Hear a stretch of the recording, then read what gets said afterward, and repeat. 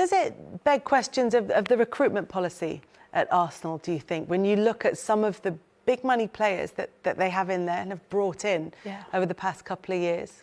I think over the last couple of years, Arsenal have spent over 300 million on players, and when you come into this game and you look at the position that they're in, it should be better. I think going into the January transfer window, in terms of the players that you're going to bring in, the players that you're going to lose, there's so many names on there. Socrates, Mustafi, David Luiz. Like, these are players that are all, their contracts up at the end of the season. You've got players there that are on loan. You've got potential 8 players that you're going to have to make big decisions on.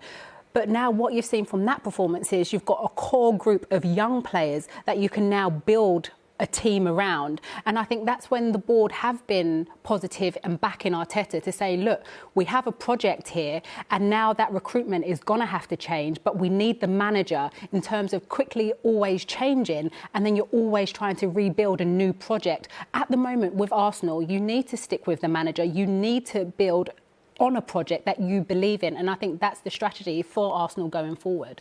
And the word from the club has always been that there isn't any immediate pressure on Mikel Arteta. However, if you go on a bad run of results, well, one result can put pressure on you in the Premier League, but you go on a bad run of results and there will be conversations around your future. How much does this one result change how much pressure's on Mikel Arteta?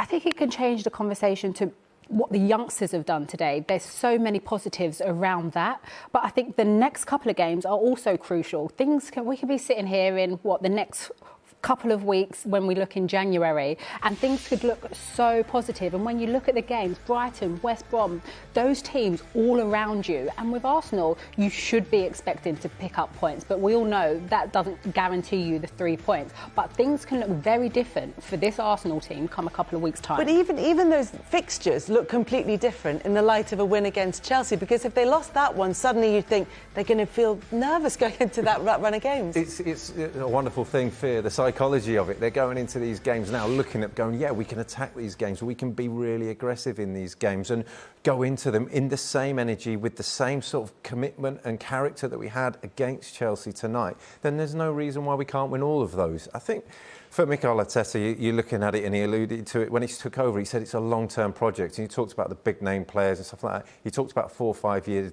project. That may be the same length of time that these contracts all need to run out. And they get these young guys up to speed and actually being the bulk, as Alex was saying, the bulk of this team, the core of this team.